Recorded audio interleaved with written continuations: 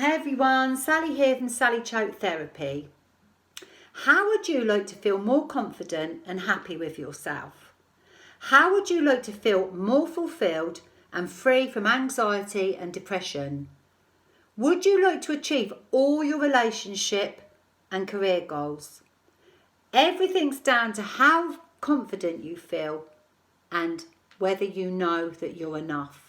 Okay, so if you want to succeed in the really important aspects of your life, in relationships, your career, and how to really feel good about yourself, it all comes down, like I said, to confidence. So if you listen to my few tips, hopefully this is going to really help you. So first of all, I want you to like yourself. And you might think, what do you mean like myself? So what I want you to do is look in the mirror when you get up, as hard as it may be for some of you, and say, I like you, I really like you. And the thing is, the more you say this to your mind, because your mind will let in whatever you tell it. So it's really important that we tell ourselves good things. And you might think, what do you mean? So start off by saying things like, I am. So I am happy. I look. I always. I do. I feel good. You can say all these things. So I am, I look, I'm always, I can, and I do. They're all positive statements, okay? Now you'll understand, the more you like yourself, the more attractive you will become, because the confidence will slowly come out of you. And then the more you like yourself, the more other people will like you, the more they will connect in with you, and the more they will resonate with you. Because on a vibrational level, you'll be giving off more positive energy. It's a win-win situation. And then secondly, do not try to be perfect. There is no such thing as perfect. You can ask anybody.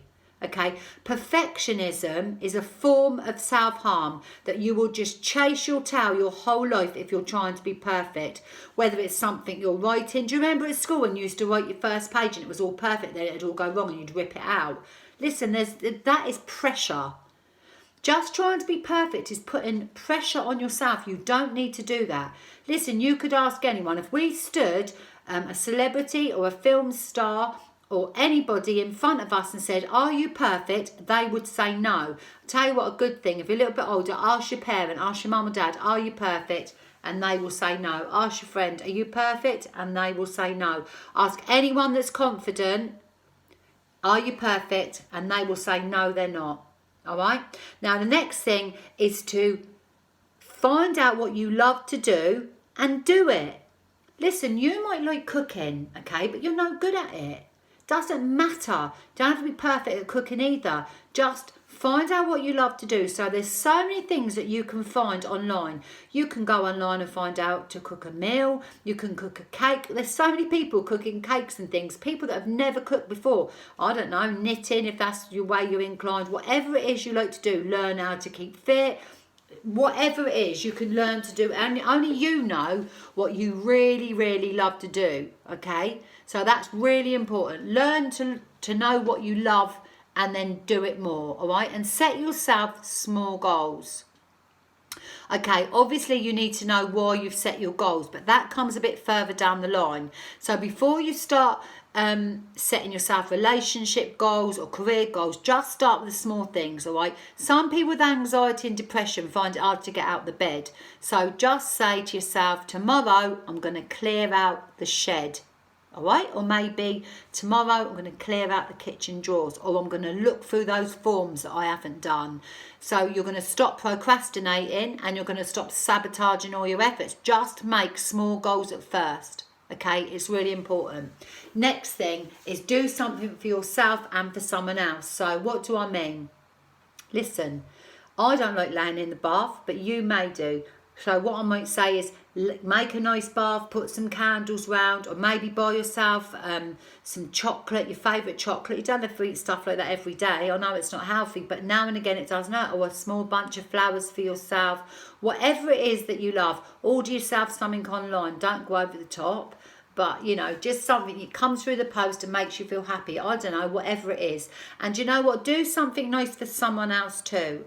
What do you mean, Sal? Well, you might be in a traffic jam and you let someone in. That will make you feel good, okay? Do good things. Listen, if that person don't say thank you, don't worry about that. Their rudeness or impoliteness is down to them, not you. You know you've done something, you've done a good deed, all right? Whatever it is. I don't know, get some shopping for someone.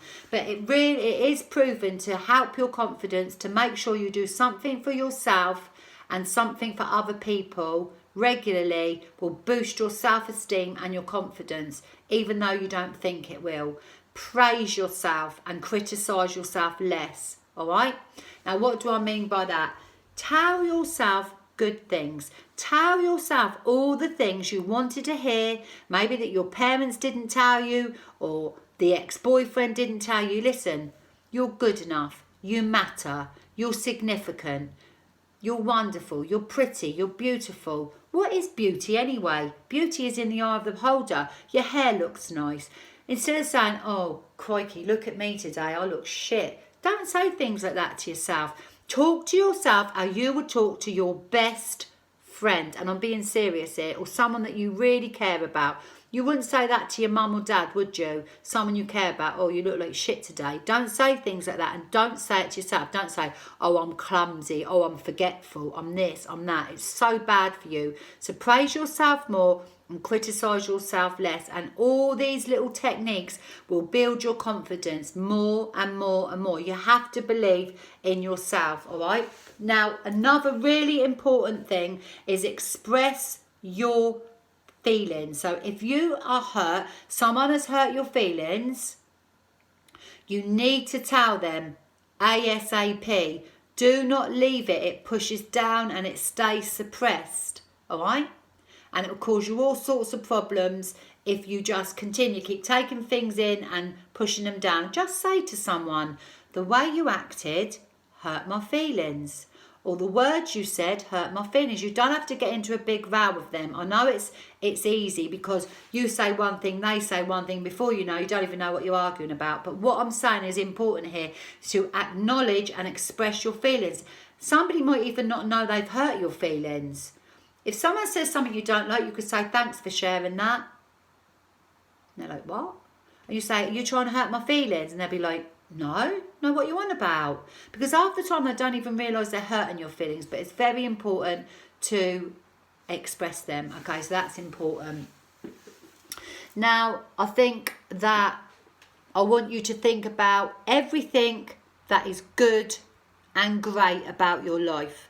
So every day, just literally sit down and think, what is actually good about my life and what is great about my life? You know, it's not about comparing yourself to others. I can wake up in the morning and hear those birds singing and that literally makes my day. It doesn't take big things for me. You know, it's like money. It might take 10 grand to change my life. It might take 110 grand to change yours.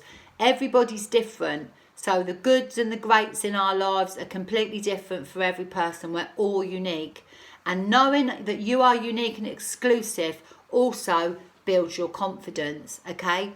Now, I want you to stop saying, I can or I can't, all right? You can say, I'm choosing to, or I'm choosing not to. And you might think, what do you mean? Listen, when you choose, you are in control.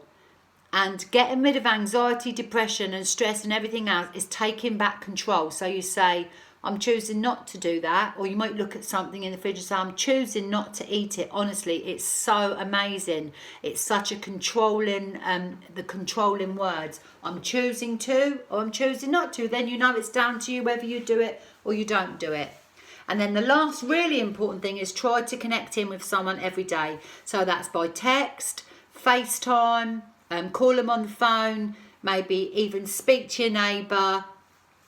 Connecting with people is one of the main human needs, connection, all right? So connect in with someone every day, all right?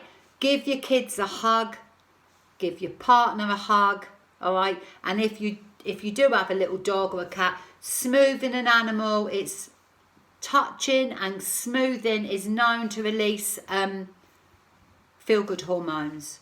So I hope this really helps. Okay, now I do have a 6-week program called Phenomenally You. So if you do want to get rid of anxiety, depression, stress and everything else because you feel out of control and you want to feel more confident, so you can move forward with motivation and you can feel free and live a life full of possibilities, then message me. You can book a 15-minute call where you can just tell me what your issues are and I'll tell you my area of expertise, no ties. Or you can even book a link. I'll put the link on the page and you can choose your own date and time where we can talk for longer. Okay, this is free talk and it gives you the opportunity to listen, get it all out of you.